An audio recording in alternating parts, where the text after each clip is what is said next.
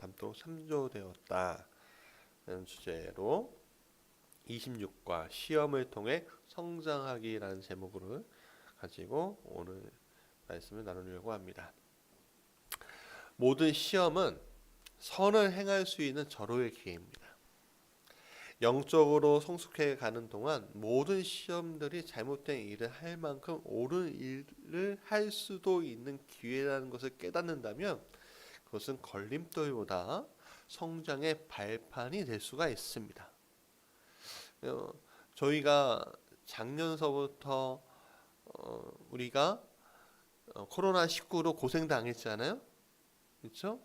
성도님들도 예배에 못 오고 뭔지 몰라하고 예배도 못 오고 이제서야 이제 마스크 쓰고 예배에 참석하는데, 근데 저희 교회가 그 시험, 그 불같은 시험을 잘 견뎌낼 수 있었던 건 뭐냐면, 이게 선교적인 어떤 메시지를 줄 수 있는 일이구나라고 생각했고, 이제는 사랑을 멈출 수 없다 라는 주제로 소독제 만들기, 그리고 이제 마스크 만들기, 그리고 이제 헌혈하기, 또 이제 그 주변 소독해 드리기, 그 다음에 미션칸 선교이 5가지 주제를 가지고 이제 사역을 초기에 했습니다. 그래서 소독제하고 이제 마스크를 다른 사람들에게 주고, 또 미션카를 통해서 7대의 자동차, 지금까지 7대의 자동차를 주니까 하나님이 더 크게 쓰임을 받게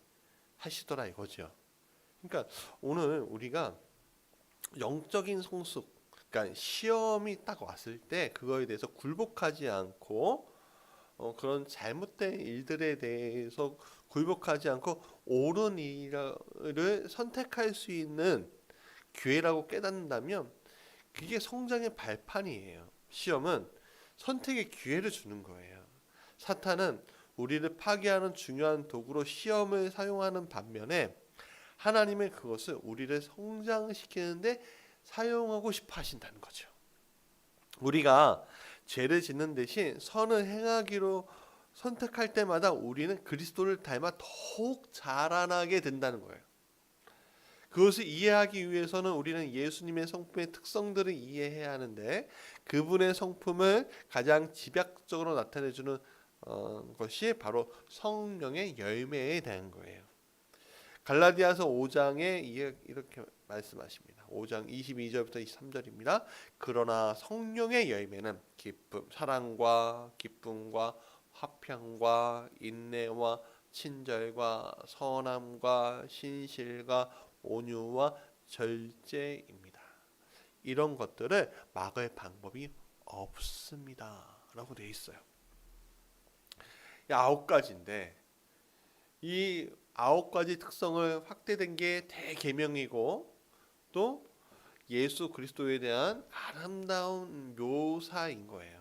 예수님은 완벽한 사랑이시고 기쁨이시고 평안이시고 인내시고, 그 외에 한 사람이 가질 수 있는 모든 특성을 예수님 안에 집약해 놓았다는 거예요. 성령의 열매를 맺는다는 것은 그리스도를 내가 닮아간다는 것을 얘기해요. 그러니까 그리스도는요 하나님이시잖아요. 그러니까 우리가 닮아갈 수 있는 최정점에 있는 거야. 그러니까 오늘 많은 목회자들이 이렇게 생각해요. 나는 누구를 닮아가고 싶어. 누구를 닮기 위해서 목소리도 그분처럼 내려고 하고요. 성품도 그분은 성품을 가지려고 하고요. 이렇게요. 어떤 목회자는 큰 대형 교회 목사님은 불도저 같은 성격이 있으니까 나도 불도저 같은 성격을 본받을 거야. 어떤 분은 목소리가 막 새소리가 나요. 기도를 많이 하시기도 하고 몸을 돌보지 않으시고 나도 그렇게 닮아야 할 거야. 그렇게 얘기하면서 그 목회를 하시는데, 사실은 우리가 닮아가야 할 대상은 그 목회자가 아니라 우리의 성품을 주신 예수님을 닮아가면 되는 거예요. 근데 우리는 현실적인 대안을 찾잖아요. 그렇죠? 눈에 보이는 거. 그거 우리가 조심해야 돼요. 물론 좋은 분을 선택하고 닮아간다는 것은 우리에게 좋은 지름길은 되긴 하지만, 궁극적으로 우리가 닮아가는 것은 오직 예수님밖에 없는 거예요. 누구에게? 그리스도인들에게. 그건 목회자도 마찬가지예요. 그러면 성령님은 우리의 삶에서 이 9가지 열매들을 어떻게 만드실까? 뭐 즉석 밥처럼 즉석을 이렇게 만들어내시는 건가? 아니면 내가 자고 일어나고 꿈을 꿨는데 천국 가는 꿈을 꾸고 하나님 만나는 꿈을 꿨고 딱 눈 뜨니까 그 9가지 성령의 열매가 내 안에서 가득하게 되는가? 아니죠. 열매는 갑자기 열매가 생기지 않잖아요. 심고 물 주고 기다리고 하루 이틀이 아니라 1개월, 2개월, 3개월, 길게는 1년까지도 기다려야지만 또 수년까지 기다려야지만 열매가 나오는 거잖아요. 열매도 익을 때 먹어야지. 익지 않고 먹으면 어떻게 돼요? 탈이 나죠. 탈이 난단 말이에요. 그러니까 열매는 천천히 자라고 익어갑니다. 자, 하나님은 우리가 시험을 당하고 성령의 열매와 정반대의 특성을 드러낼 수 있는 상황을 경험하게 하셔요. 그러나 우리의 삶 속에서 그것을 통해서 성령의 열매를 맺게 하신다는 거예요. 인격이 자라는 것은요, 항상 선택과 관련이 있어요. 시험이 바로 그 기회를 제공한다는 거죠. 예를 들어서 하나님은 사랑스럽지 않은 사람들을 우리 주변에 두셔서 우리에게 사랑을 가르치셔요. 여러분, 사랑할 만하고 우리를 사랑하는 사람들을 사랑하는 것은 쉬운 일이에요. 우리의 성품과는 무관하게 나를 사랑해주면 나도 사랑하는 게 맞잖아요. 그렇죠? 그러나 오늘 나를 사랑하지 않는데 저 사람을 사랑하게 하는 것은 우리의 인격이 되는 거예요. 하나님은 우리가 슬픔 속에서 아픔 속에서 하나님을 찾을 때 진정한 기쁨을 가르쳐 주셔요. 행복은 외부적인 상황에도 달려 있지만 기쁨의 바탕에는 하나님과의 관계가 어떠냐에 따라서 달라진다는 거예요. 하나님은 우리의 계획대로 일을 진행하지 않고 혼란스럽고 당황스러운 상황을 경험하게 하심으로 우리 안에 진정한 평안이 무엇인지에 대해서 허락해 주신다는 거예요. 알게 하신다는 거예요. 여러분, 누구든지 아름다운 일몰을 보면 그 일몰에 대해서 저거는 지구가 이렇게 돌면서 공기의 마찰로 인해서 이렇게 아름다워지는 거지 뭐 하고서 넘어가지 않아요. 아름다운 일몰, 노을이라고 하잖아요. 노을 보면서 사람은 거기에서 하나님의 이 세상의 창조의 그 시간들을 경험하게 되고 기쁨을 누리게 돼요. 그것을 통해서 우리는 평안을 얻죠. 하나님 움직이시는구나. 우주를 통해서. 우리는 걱정과 두려움으로 시험당하는 상황 속에서 하나님을 신뢰하기로 선택함으로써 진정한 평안을 얻을 수가 있는 거죠. 마찬가지예요. 기다려야만 하는 압박을 당하고 분노와 조급함의 시험이 있는 상황 속에서 우리는 인내심을 기를 수 있게 되는 거예요. 하나님은 우리가 선택하게 하시려고 각 열매에 대한 정반대의 상황들을 사용하셔요. 만일 한 번도 시험을 당해보지 못했다고 했다면 선한 것을 주장할 수 없어요. 여러분, 부자들의 자녀들이 다 나쁜 건 아니지만 자녀들이 다 공급해주면 그러니까 대재벌가의 자녀들이 다 나쁜 건 아니에요. 그리고 다 선하지 않은 것도 아니고, 근데 한 아이에게 그냥 다 부모의 성격까지 다 공급해주고 위해주고 그러면 그 아이가 어떻게 되겠어요? 버르장머리 없겠죠? 그리고 막 불시험이 막 내려지면 이게 뭔 상황인지 모르고 당황하겠죠? 예. 그러면서 점차 내가 받았던 것이 그냥 얻어지는 것이 아니라 은혜였구나라는 것을 알게 되겠죠. 나중에는 그런 거죠. 그러면서 이런 상황들은 참아야 되는 거였구나. 내가 그동안 참지 못하고 화냈던 것은 나의 인격적인 결함이었구나. 그런 것들을 우리가 알 수가 있게 되는 거죠. 그러니까 여러분, 신실하지 못할 기회가 없었다면 신실하다고 이야기할 수 없는 거예요. 욥이 신실한 사람이었잖아요, 그렇죠? 그러나 신실한 사람, 맨 처음부터 신실한 사람이 아니었어요. 그는 신실하게 살려고 노력했지만 시험을 통과하니까 신실하게 된 거예요. 완벽하게. 정직함은 거짓을 말하게 하는 시험을 이김으로써 만들어지고요. 겸손함은 우리가 자만하지 않을 때 잘하고요. 인내심은 포기하려는 시험을 이겨낼 때마다 강해지고요. 시험을 이길 때마다 우리는 더욱 우리의 모범이신 예수님을 닮아가게 되는 거예요. 그러면 시험은 어떻게 다가올까요? 시험이 어떻게 다가오냐? 사단이 하는 일에 대해서 예측 가능하다는 사실을 알면은 우리에게 굉장히 도움이 되겠죠. 그는 태초부터 같은 전략과 낡은 속임수를 사용해 왔어요. 모든 시험 패턴이라는 게 있는데, 자 고린도후서 2장 11절에 바울은 말해요. 우리는 그의 악한 계략에 대해서 매우 잘 알고 있다고 얘기해요.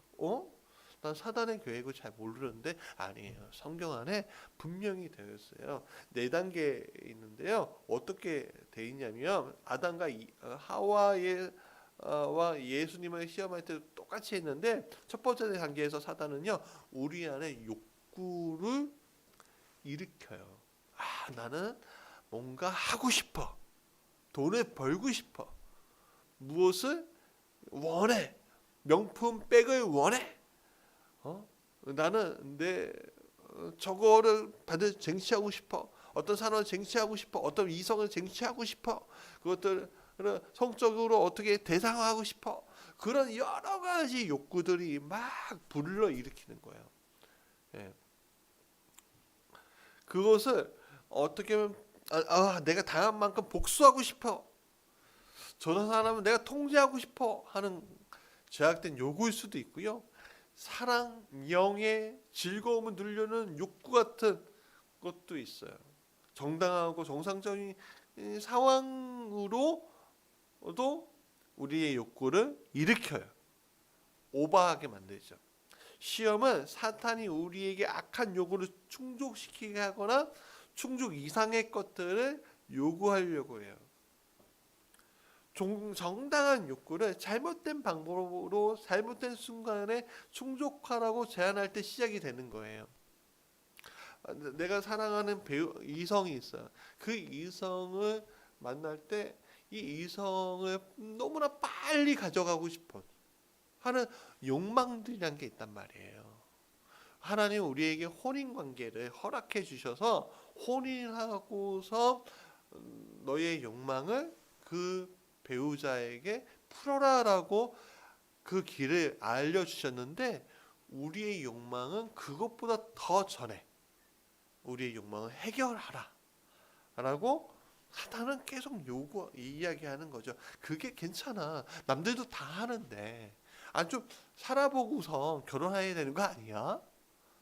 실패하면 어떻게? 이렇게 막 제안을 해요.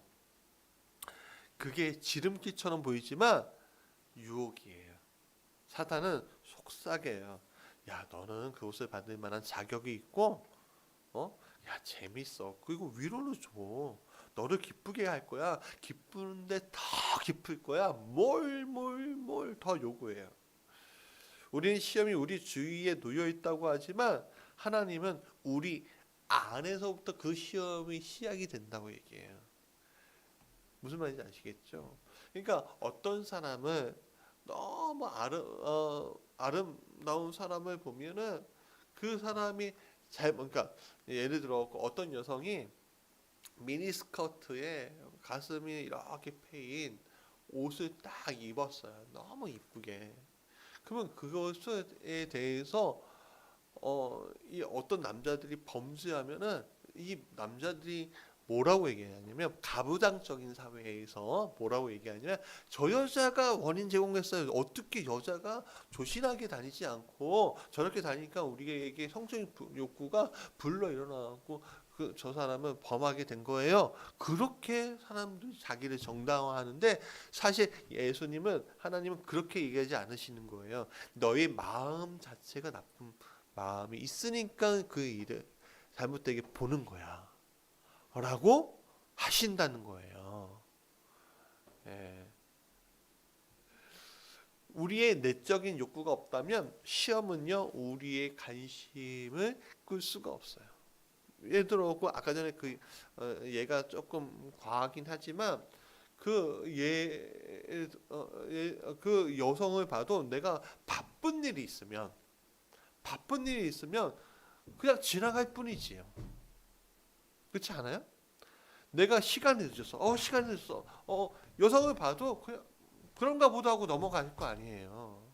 그러나 내 안에 내재적인 나쁜 욕구, 나쁜 그런 것들이 가득 차면은 사단이 주는 그런 것들이 가득 차면 그게 넘어가지지 않는 거예요. 이 예수님은 말씀하셔요. 마가복음 7장 21절부터 23절의 말씀인데 나쁜 생각은 사람의 마음에서 나오는데 곧 음행과 도둑질과 살인과 간음과 탐욕과 악의와 사기와 방탕과 악한 시선과 모독과 교만과 어리석음이다. 이런 악한 것이 모두 속에서 나와서 사람을 더럽힌다라고 되어 있어요. 야고보는 또 말해요. 4장 1절에서 야고보서에서 너희 안에 악의 군대가 욕망을 가지고 있다라고 해요. 사단이 주는 또한 두 번째 단계는요. 의심하게 하는 거예요. 의심. 사단은 우리가 하나님의 죄에 대해서 하신 말씀을 의심하게 하려고 온갖 애를 써요. 이것이 정말 잘못된 거야? 우리가 동성애 문제에 대해서 얘기할 때 아니 우리가 성적인 취향에 대한 문제는 서로가 어떤 사람은 태어나면서부터 그 문제를 가지고 있는 거잖아 라고 얘기하면서 그거는 저 사람의 인권 아니야? 라고 생각하는데 성경은 아니라고 분명히 얘기해요. 아니라고. 그러면 사단은 무슨 소리야? 이 사람 태어날 때부터 저랬어. 저 사람의 인권을 보장해야지. 그렇게 얘기한단 말이에요. 그러면 계속 아닌 것 같은데 맞는 것 같은데 계속 의심하게 된다는 거예요. 동성애 하시는 그 성향을 가지고 있는 분들에 대해서 우리는 그거에 대해서 우리는 반대를 해야 돼요. 동성애뿐만 아니라 온갖 음행에 대해서 우리는 반대해야죠. 하지만 그 문제에 빠진 사람들에 대해서는 사랑하고 보듬어 줄 줄 아는 게 기독교가 돼야 하는 거예요. 무슨 말인지 아시겠죠? 예. 그래서 여러분 동성애 문제 나왔으니까 잠깐 얘기하면 그러면 그 문제를 어떻게 해결해야 되냐라고 할 때 우리는 정상적인 방법이 아닌 거에 대해서는 절제하고 인내하라고 가르쳐 주셨어요. 내가 그런 성향을 가지고 있으면 그런 성향에 대해서 분출하는 게 아니에요. 그거를 인내하고 절제하고 그리스도를 닮아가려고 하나님께 내놓는 거예요. 자꾸만 내가 여기서 또 넘어집니다. 여기서 또 넘어집니다. 저기 넘어집니다. 하면 하나님께 드리는 거예요. 그 결혼하고 상관이 없어요. 예. 결혼을 못할 수도 있죠. 그 성향은 어쩔 수 없는 거예요. 어쩌면. 왜냐하면 어떤 사람은요 한 아내가 아니라 여러 명의 사람들을 좋아하는 성향을 갖고 있을 수도 있어요. 예. 그러니까 우리가 성적인 문제만 지금 얘기하는 게 아니라 우린 자꾸만 의심을. 돈은 그러니까 돈에 대한 문제도 마찬가지예요. 돈을 하나님은 사랑하라고 했어요. 하나님은 사랑하라고 했어요. 하나님은 사랑하라고 했죠. 근데 하나님은 사랑하는데 돈이 필요해요, 안 필요해요? 안 필요해요. 하나님 사랑하는 돈이 왜 필요해요? 근데 자꾸만 뭐예요? 하나님 사랑하는 방법, 모습을 돈으로 표현하라고 하잖아요. 헌금은 많이 해라. 그게 하나님 사랑하는 모습이다라고 얘기해요. 아니에요. 하나님은 너가 가진 모든 것을 원하는 거지. 돈에 대해서 원하는 게 아니에요. 근데 내가 이런 게 있죠. 가부의 두 냅돈도 하나님 너무 아름답게 여기셔요. 왜? 모든 것을 줬으니까. 근데 부자는 일부를 내잖아요. 거기에서 딜레마가 있는 거예요. 딜레마가. 부자는 큰 부자는 1억 원 내도요. 눈 깜짝 안 해요. 그러나 작은 부자는 1억 원 내면 눈 깜짝하고 가난한 사람은 1억 원 내면은 진짜 이거 완전 적이죠. 근데 그 돈의 액수가 중요한 게 아니에요, 사실은. 너가 마음의 중심이 어딨냐는 거예요. 근데 그거에 대해서 자꾸만 돈의 액수가 중요한 거 아니야 하면서 막 의심하게 만든단 말이에요, 사단이. 하나님 정말 그거 하지 말라고 하셨나? 또 그걸 요구하시는 건가? 하나님 다른 누군가에게 또는 어떤 시기에만 이것을 금지하려고 하시는 거 아니야? 아는 또 우리가 행복하기 바라지 않는 건 아니야? 여러분 히브리서 3장 12절에 이렇게 경고해요. 형제자매 여러분 가운데 믿지 않는 악한 마음을 품고선 살아계신 하나님을 떠나는 사람이 아무도 없도록 여러분은 조심하십시오라고 얘기해요. 의심의 문제가 아니라는 거예요. 의심은 하나님이 주신 게 아니라 사단이 속이는 거예요. 그 우리가 빠지면 안 된다는 거예요. 세 번째는 단계는 거짓이에요. 거짓. 사단은 진실을 말할 능력이 없어요. 그래서 요한복음 8장 44절에 사단에 대해서 거짓의 아비라고 얘기해요. 거짓의 아버지 뭐 이렇게 얘기하는 거죠. 이 사단은 우리에게 어떤 말을 하든지 그 말은 진리가 아니라 반만 진실인. 예. 정치인들이 를 보면은 자기가 당선되려고 온갖 거짓말을 많이 해요. 근데 거기에 그 거짓말에 진실이 이만큼도 없는 게 아니라 요만큼 포함하고 있어요. 그래서 침소봉대한다고 하죠. 요만한 진실만 가지고서 나머지를 다 포장해 버려요. 그러고서 이것 봐라 진실 아니냐. 이거는 거짓인데. 근데 사람들은 이것만 보고 내가 지지하니까 거기에 속아 넘어가죠. 그냥 조심해야 되는 거예요. 사단은 자신이 거짓말로 하나님이 이미 말씀하신 거에 대해서 대체시켜요. 사단은 말해요. 너는 죽지 않을 것이야. 하나님처럼 더 현명해질 거야. 아무도 모르게 넘어갈 수 있어. 너의 문제는 해결될 거야. 그리고 모두 다 그렇게 하고 있어. 너는 작은 죄를 지은 것뿐이야. 라고 합니다. 하지만 죄는요. 임신 초기와 같아요.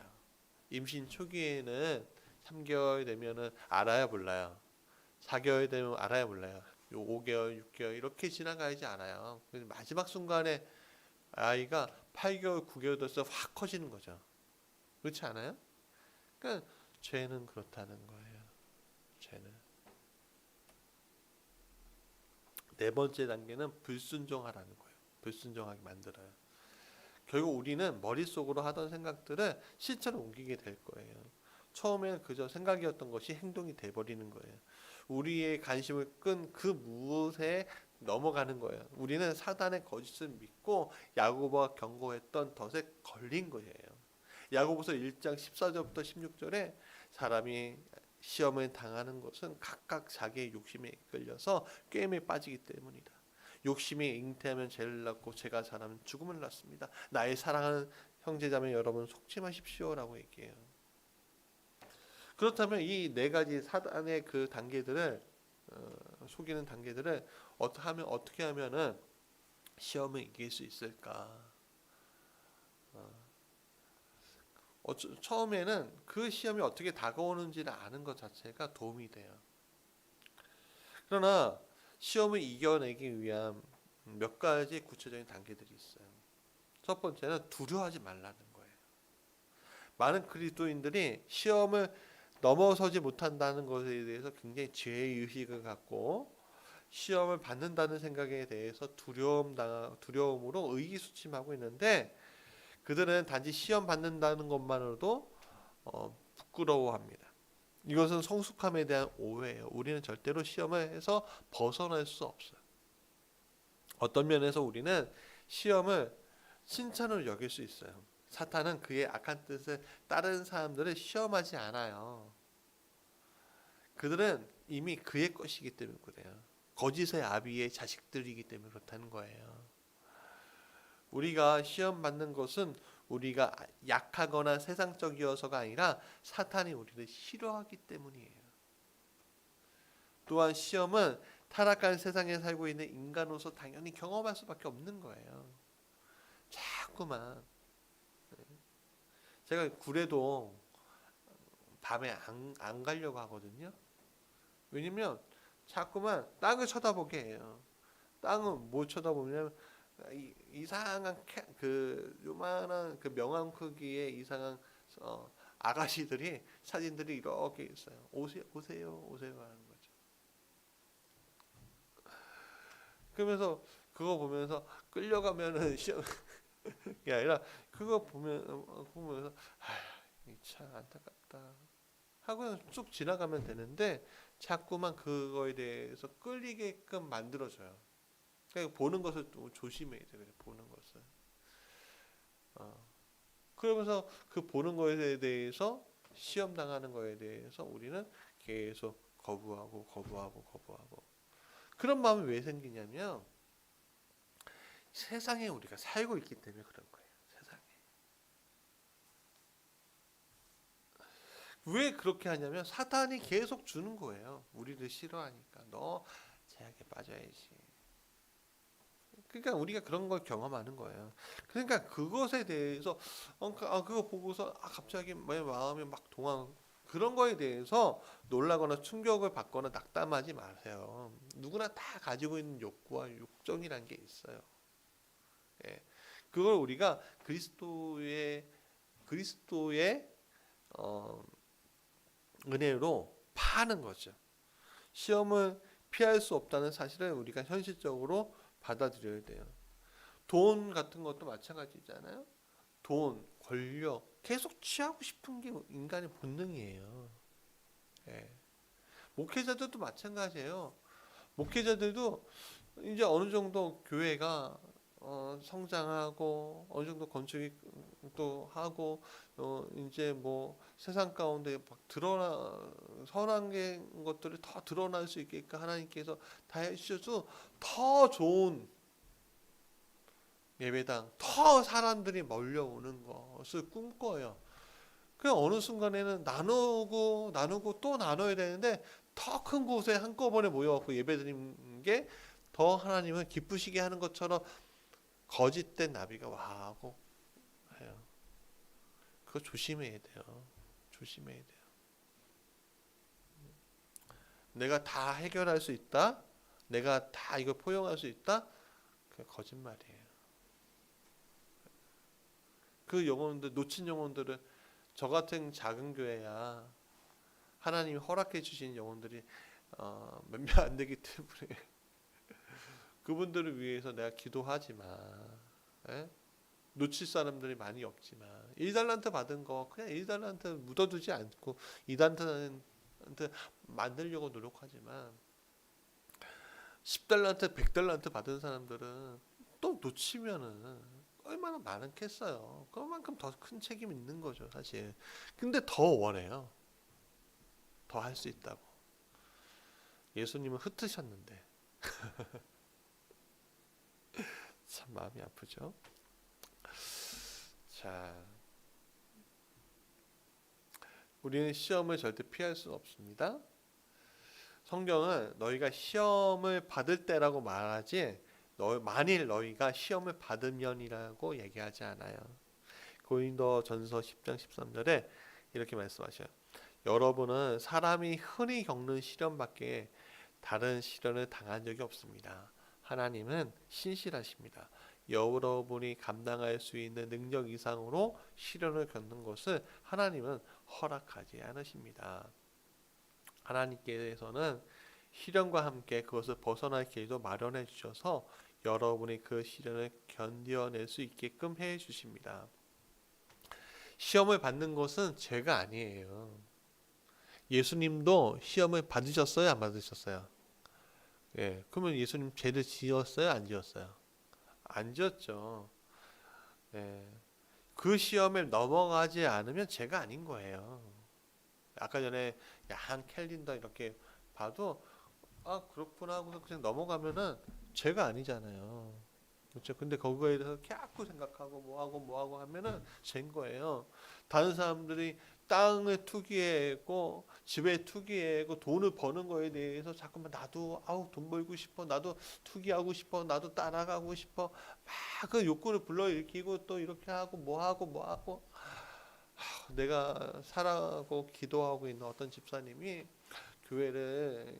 교회하고 안 맞았고 지금도 참 안타깝지만 교회를 쉬고 계세요. 근데 이분이 하나님께 드려야 될 것들이 쌓이잖아요. 11조든 감사한 겁니다. 돈이 쌓이니까 어떻게 하시는지 아세요? 어떻게 했는지 아세요? 집에 대한 투기를 하는데 넘치도록 투기한 거예요. 그래서 임대 아파트 들어오고 나오는 그런 것들도 말도 안 되는 건데 그 말이 안 되는 거에 대해서도 투자를 하는 거예요. 근데 서브프라임 모기지 사태 뭐 이런 금융 위기가 딱 오자 그냥 싹 망해버렸어요.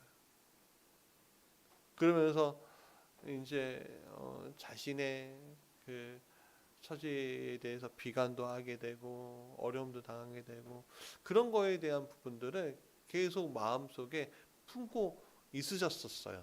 지금 어떤지 모르겠지만 자 시험 당하는 건 어쩌면 선택의 문제예요. 마틴 루터는 말해요. 새가 당신 머리 위에 날아가는 것을 막을 수는 없지만 당신 머리 위에 둥지를 트는 것은 막을 수 있다. 사탄이 우리에게 여러 가지 생각을 하게 하는 것은 막을 수 없지만 그 생각들에 안주하지 않고 그 생각을 행동으로 옮기지 않도록 선택할 수는 있다는 거예요. 예를 들어 많은 사람들은 성적인 매력 혹은 성적인 자극과 욕망의 차이를 몰라요. 그러니까 성적인 매력과 성적인 자극과 욕망의 차이를 잘 모르는데 그것들은 결코 같지 않아요. 같지 않아요. 하나님은 우리 모두를 성적인 존재로 만드셨어요. 어떤 이성을 보면은 살아가게끔 만드셨단 말이에요. 매력과 자극은 하나님이 인간의 신체적인 아름다움에 자연스럽고 순간적으로 반응하게 주신 거예요. 저 사람이 성적인 매력이 없다면 우리는 다가가지 않을 거예요. 어떤 사람은 저는요 눈 큰 여자가 좋더라고요. 그래서 눈 큰 여자 만났어요. 네, 눈 작은 여자가 하면은 안 만났을 거예요. 네. 그거에 대해서 반응한 거예요, 저는. 그러나 욕망은 고의적으로 의지적으로 행동하는 거예요. 눈 크고 말든 그게 중요하지 않고 그 사람을 성적으로 취하는 것만 중요하게 여겨요. 욕망은 우리 몸을 통해서 하고자 하는 것을 의식적으로 머릿속에서 먼저 선택해요. 이성에 대해서 욕망으로 죄를 짓지 않고도 성적으로 매력을 느끼거나 자극받을 수 있습니다. 많은 사람들, 특히 그리스도인들, 남성들은 하나님이 주신 호르몬이 활동하는 것에 대해서 굉장히 죄의식을 느끼는데 여성에 대해서 자동적으로 반응할 때 그것을 욕망을 품는 것이라고 생각하고 죄의식을 느끼고 스스로 비난하지만 그곳에 완전히 들어가기 전까지는 매력을 느끼는 것 자체는 욕망이 아니에요. 사실 하나님과 더 가까워질수록 사탄은 우리를 더 시험하게 됩니다. 우리가 하나님의 자녀가 되는 순간 사탄은 마치 폭력 건달들과 살인범들을 고용하듯이 우리를 해치기 위해서 계약서를 씁니다. 우리는 그의 적이고 그는 우리의 타락을 구상합니다. 때때로 기도하게 될 때 사탄은 우리를 혼란스러움에 빠지게 해요. 수치심을 느끼게 하고 이상한 생각, 악한 생각을 할 수 있게 돼요. 이 때문에 놀라거나 부끄러워하지 마십시오. 우리가 그런 생각을 하지 않도록 한국 교회가 하는 것이 있어요. 뭐냐면은 통성으로 기도하는 거. 통성으로 막 기도가 깊지 않은데 통성으로 막 기도하면요 잡생각이 사라지더라고요. 예. 생각나는 대로 기도하면 잡생각들을 포함해서 하나님께 드릴 수 있게 되는데 목사 네 이러면은 막 들어오는 경우들이 많아요. 그런 잡생각들이 들어오는 분들은 통성으로 내뱉듯이 기도하는 게 좋아요. 사탄은 우리의 기도를 두려워해요. 이를 막기 위해서 무엇이든 한다는 사실을 기억해야 돼요. 내가 어떻게 이런 생각을 하지? 더럽고 음탕하고 욕심 많고 막 저 사람을 죽이고 싶어하는 증오하고 그런 생각들을 우리가 초점 맞추고서 나를 비난할 필요가 없어요. 그거를 하나님께 드리면 되는 거예요. 하나님 제가 저 사람 너무 미워해요. 너무 미워요. 성도가 목회자를 미워하는 경우도 있거든요. 그러면 하나님 목사님이 너무 미워 죽겠어요. 하고서 하나님께 아뢰세요. 괜찮아요. 하나님은 너무 크신 분이잖아요. 괜찮아요. 에? 저 사람 죽이고 싶어요. 아뢰세요. 괜찮아요. 저 사람을 성적으로 취하고 싶어요. 아뢰세요. 괜찮아요. 예. 근데 이상하죠? 그거를 내 입술로 뱉는 순간, 하나님께 드리는 순간 사라지더라 이거죠. 사단이 하는 방해예요. 근데 하나님께 초점 맞추고 그걸 드리면 놀랍게도 그 문제가 사라져요. 제가 교육전도사 시절이었는데 어떤 중학생 아이가 너무 이쁘게 생긴 거예요. 근데 자꾸만 제 마음 가운데 잘못된 마음들이 막 생기더라고요. 결혼 초기였는데. 그리고 왜 이런 일이 생기지? 왜 그렇지? 왜 그럴까? 그러니까 그 아이가 부모의 사랑을 많이 받지 못하고 그러니까 자꾸만 그 아이를 챙겨주다 보니까 제 마음 가운데 나쁜 생각이 드는 것들이 생기더라고요. 근데 제가 그 문제에 대해서 제 아내한테 얘기했어요. 여보, 내 마음 가운데 그 아이를 성적으로 생각하는 마음들이 있어. 나를 위해서 기도해줘. 하고 우리 아내한테 이야기해 줬어요. 근데 이상하죠? 그 이야기 하는 순간 사단이 나를 향해서 속삭이는 마음들이 사라져 버리더라고요. 그러니까 마찬가지야. 하나님께 아뢰고 그 문제에 대해서 배우자에게 얘기할 때 배우자가 우리를 비난하거나 증오하지 않아요. 예. 비난하고 증오하는 배우자는 좀 기도해 봐야 돼요. 그분들은. 예. 비난하고 증오할 필요가 없어요. 솔직하게 얘기해. 돈을 많이 벌고 싶고 돈에 대한 욕망이나 그런 것들에 대해서는 사람들이 공유하지만 이성에 대해서는 공유하고 싶어 하지 않거든요. 근데 그걸 더 공격을 하거든요. 사실은. 그건 남자든 여자든 상관이 없어요. 똑같아요. 두 번째는 시험의 양상을 파악하고 그것을 대비하라는 거예요. 그래서 특히 우리가 시험에 더 약해지는 특정한 상황들이 있어요. 우리에게 전혀 방해가 되지 않는 상황이 있는가 반면 어떤 상황들은 우리를 바로 시험에 넘어지게 만들어요. 이러한 상황들은 우리의 독특한 약점이고 사탄은 이를 분명히 알고 있기 때문에 우리도 그것들에 대해서 깨닫고 있어야 한다는 거예요. 그는 우리가 걸려 넘어지는 것이 무엇인지 정확히 알고 있어요. 우리를 그러한 상황에 빠뜨리려고 끊임없이 노력해요.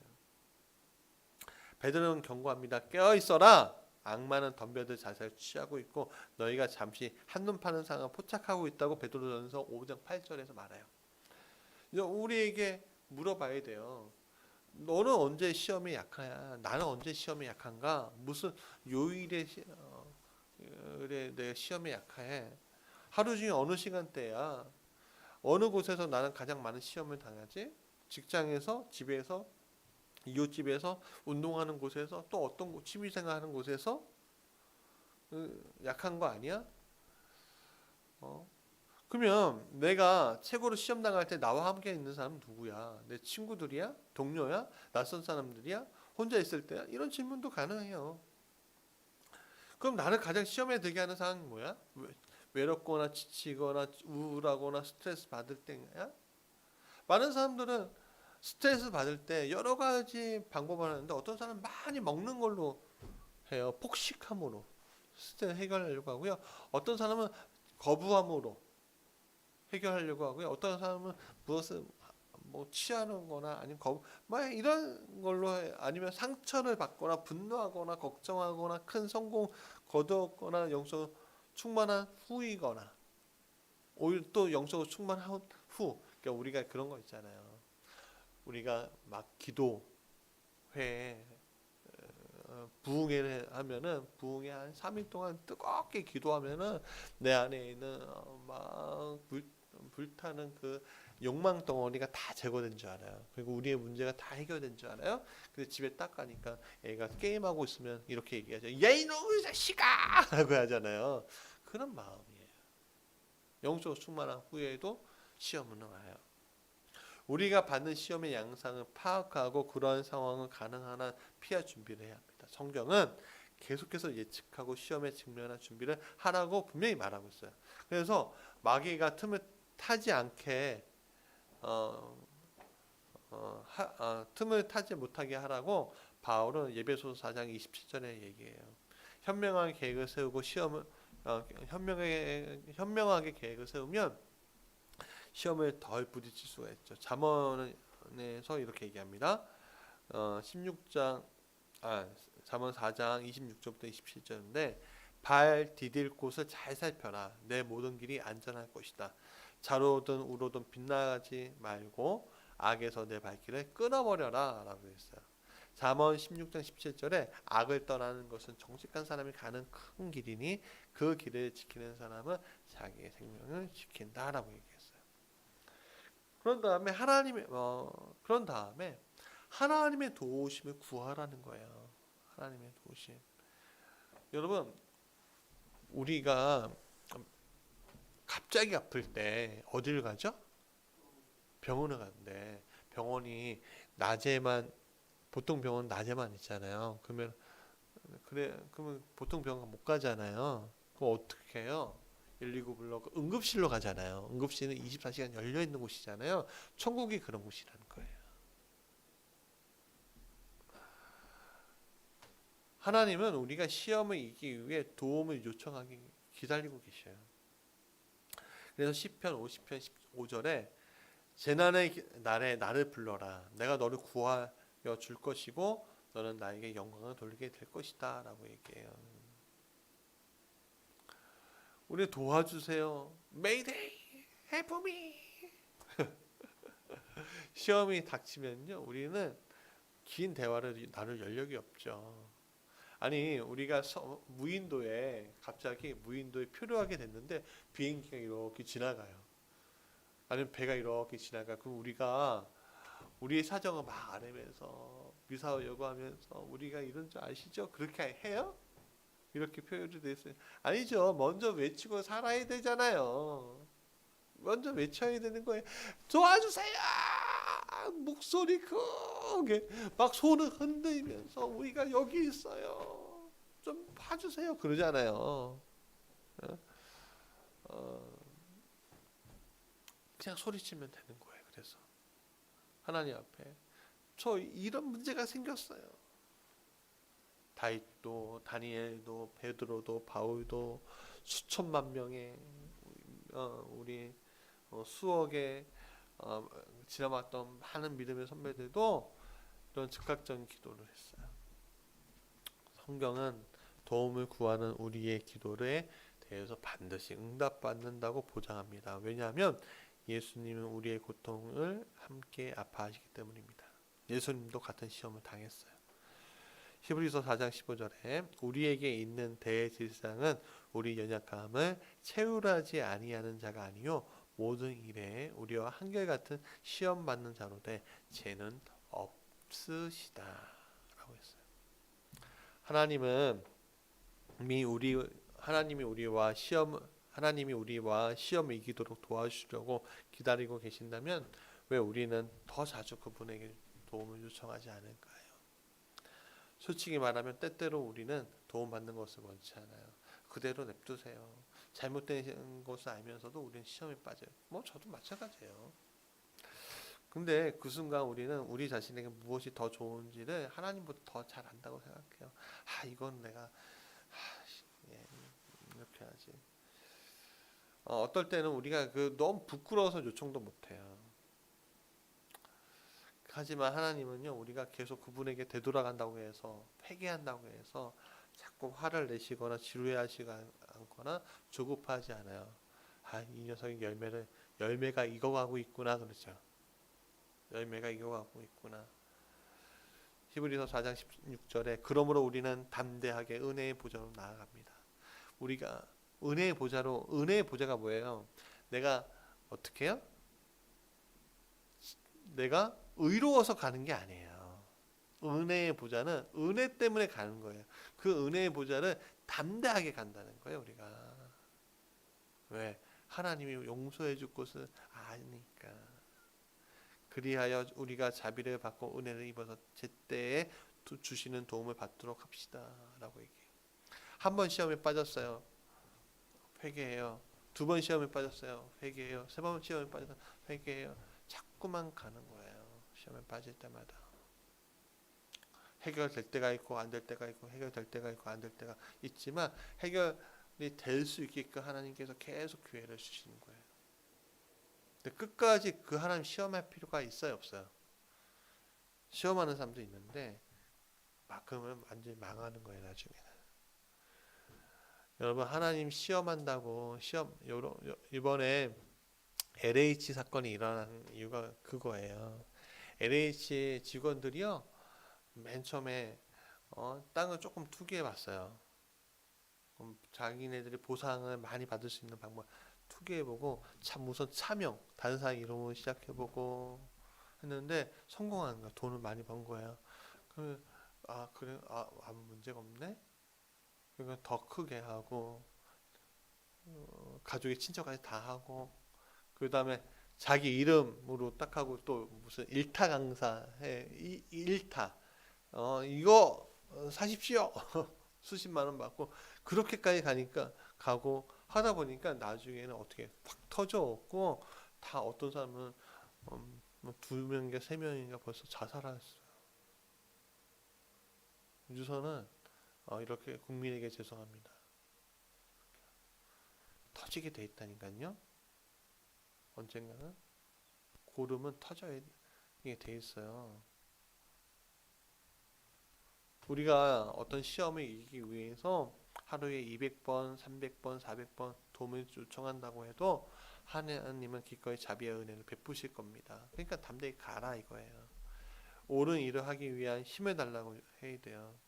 그것을 주실 것을 기대해야 돼요. 시험은 우리가 계속 하나님께 의지하게 만드는 도구 같은 거예요. 바람이 불면 나무의 뿌리가 더 튼튼해지는 것과 같은 원리인데, 그러니까 우리가 시험을 당할 때 그거에 대해서 맞설 때마다 누구를 닮아가냐면 바로 예수님을 닮아간다라고 생각하셔야 돼요. 우리가 죄에 대해서 시험에 대해서 넘어간다고 해서 그건 치명적인 것은 아닐 거예요. 왜? 아직 살아있으니까. 우리 평생은 우린 시험 당하고 때론 굴복 당하고 이런 있지만 치명적이지 않아요. 치명적인 건 죽어서예요. 회개할 기회가 없는 심판대에 설 때. 근데 그 심판대는요, 우리 죽어서만 가는 게 아니라 예수님이 언젠가 오신다고 분명히 하셨거든요. 내일 오실 수도 있고 오늘 오후에 오실 수도 있는 거예요. 시간대가 밤 12시가 아니에요. 우리는 밤 12시고 저 반대편은 낮 12시잖아요. 근데 오실 때 한 번에 오신다고 했어요. 한 번에. 그때 우리가 놓쳐오고 헤매면 안 되겠죠. 우리가 죄에 대해서 굴복하거나 포기하는 대신 하나님을 바라봐야 합니다. 그분의 도우심을 바라보고 상급을 기다리고 있어야 합니다. 자, 야고보서 1장 12절 말씀 다시 한번 읽어드리고 마칠게요. 시험을 견디어내는 사람은 복이 있습니다. 그 사람은 그의 참됨이 입증되어서 생명의 면류관을 받을 것이기 때문입니다. 그것은 하나님을 사랑하는 사람들에게 약속된 것입니다. 자, 삶으로 떠나는 질문입니다. 내가 가장 자주 부딪히는 유혹을 이김으로써 그리스도와 같은 어떤 성품을 개발할 수 있을까? 이 질문을 우리가 같이 대답해 보면 좋겠습니다. 제가 기도하시죠.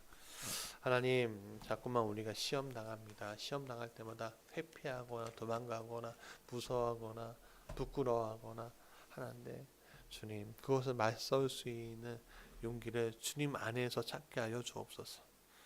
우리 스스로는 넘어지지만 주님 안에 있을 때는 이 시험에 이길 수 있습니다. 주님, 자꾸만 그 문제에 있을 때 봉착할 때마다 100번이고 1000번이고 하나님 찾고 하나님께 구하게 하여 주옵소서. 사단은 우리를 자꾸만 속이지만 우리는 하나님을 속일 수 없음을 압니다. 주님, 우리가 주님 앞에 이 문제를 내려놓기 원합니다. 주여, 우리를 불쌍히 여기시고 은혜의 보좌 앞에 담대히 가게 하여 주옵소서. 예수님 이름으로 기도합니다. 아멘.